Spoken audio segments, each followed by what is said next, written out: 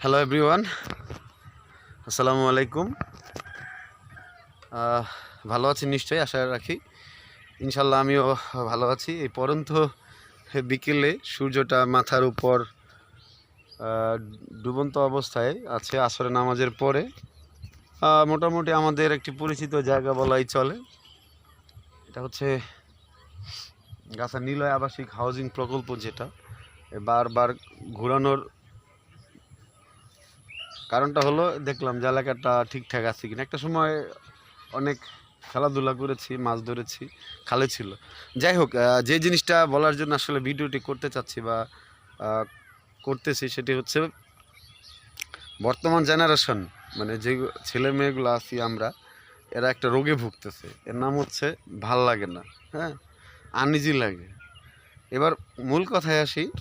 আপনার দেখবেন 12 পরে তাদের মধ্যে একটা ভালো লাগা কাজ করে। 12, 13, 14, 15, 16, 17, 18, 19, 20, 25 পর্যন্ত একটা ভালো লাগা কাজ করে। হ্যাঁ, এই ভালো লাগাটা হয়ে যায় হুট করেই কোনো রিলেশন, যেটাকে বলা হয়। আপনার দেখবেন যে মোবাইলে তারা বেশিরভাগ আসক্ত।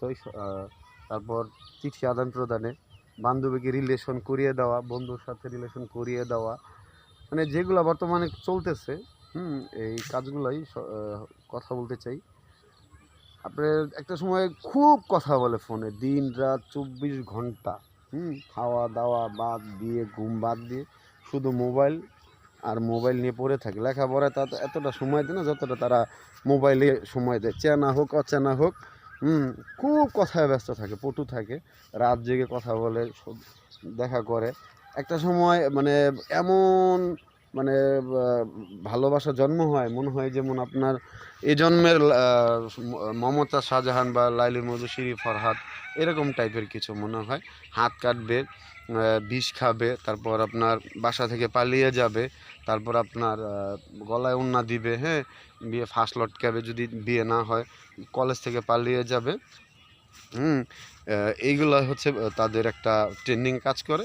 এরপরে যে কাজগুলো তারা করে, সেই কাজগুলো হচ্ছে একটা সময় যখন ছ্যাঁকা খায় বা ব্রেকআপ হয় বা সম্পর্ক নষ্ট হয়, বিচ্ছেদ হয়, তো এরপরে যদি সেই ছেলেকে কেউ বিয়ের কথা বলে বা সেই মেয়েকে যদি কেউ বিয়ে করতে চায় বা বিয়ে দিয়ে অফার করে, সে তখন আর ইচ্ছা প্রকাশ করে না। নিশ্চয়ই আমি কী বলেছি বুঝতে পেরেছেন, হয়তো আর সুন্দর করে বোঝানো উচিত ছিল।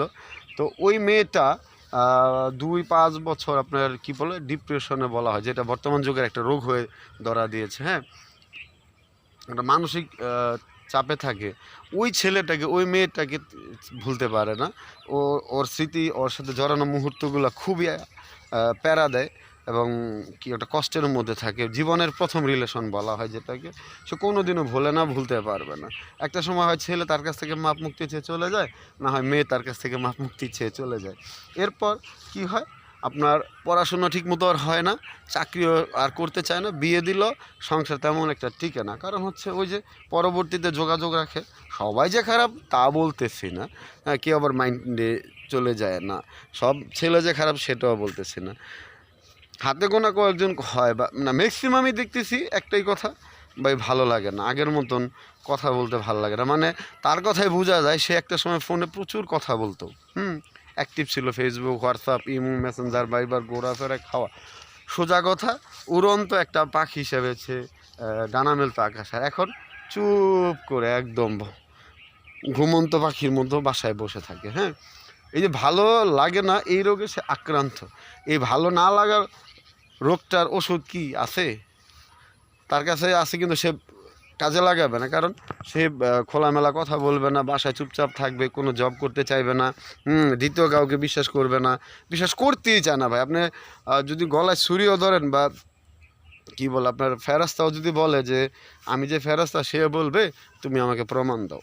এই ভালো না লাগা, মানে কারো রোগগুলা ইদানিং দেখতেছি সবার মাঝে কাজ করতেছে। 18-25 কলেজে উঠলেই একটা রিলেশন হবে। এরপরে ম্যাক্সিমামই দেখি যে তারা এই রোগে আক্রান্ত হয়ে যায়। ভাই ভুল মানুষই করে, ভুলের রোধে আমিও না, আপনিও না, কেউ না। তবে কথা হচ্ছে যে ভুল মানুষের লগে চললে আসলে ভালোটা শেখা যায় না, আর ভালো মানুষের সাথে চললে কিছুটা শেখা যায়। এটাই বলতে চাইছি বা চাই, যেটা হচ্ছে যে জীবনে চলার পথে ভুল মানুষ আর ভালো মানুষ মিলিয়ে চলতে হবে। এই জেনারেশন ভালো লাগে না আক্রান্ত। আমাদের সময় ফেসবুক বা হোয়াটসঅ্যাপ ইমো এগুলো ছিল না, আমরা বাটন মোবাইল ইউজ করেছি একটা সময়। হ্যাঁ, এখনও ইউজ করি, আমার বাটন মোবাইল আছে।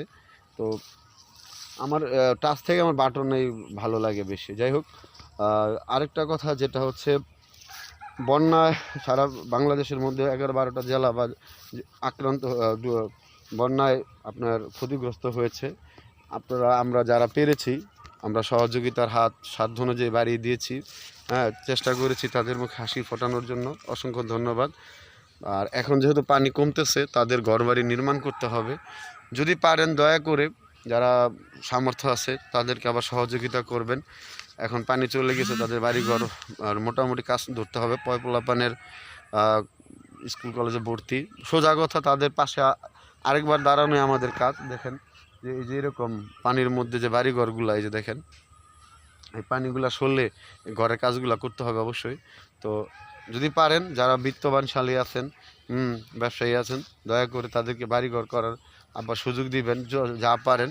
হ্যাঁ, বন্যায় এই আমাদের অনেক শিক্ষা দিয়েছে, অনেক চোখের পানি পড়েছে, অনেক লাশ আমরা দেখেছি ভাসিয়ে দিয়েছে পানিতে, মাটি না থাকার কারণে অনেক শিশু ভেসে গিয়েছে আমরা দেখেছি, অনেক মায়ের আহাজারি শুনেছি, অনেক বোনের আহাজারি শুনেছি। আমরা এগুলার চাই না। আল্লাহ যেন আমাদেরকে হেদায়েত দান করে এবং আগামীতে আমাদেরকে ভালোভাবে সুস্থভাবে বাঁচিয়ে রাখে, সে প্রত্যাশা থাকবে। যদি ভুল ত্রুটি ক্ষমা যোগ্য হয় অবশ্যই দেখবেন। আর ভালো থাকবেন, সুস্থ থাকবেন, অবশ্যই নিরাপদে থাকবেন।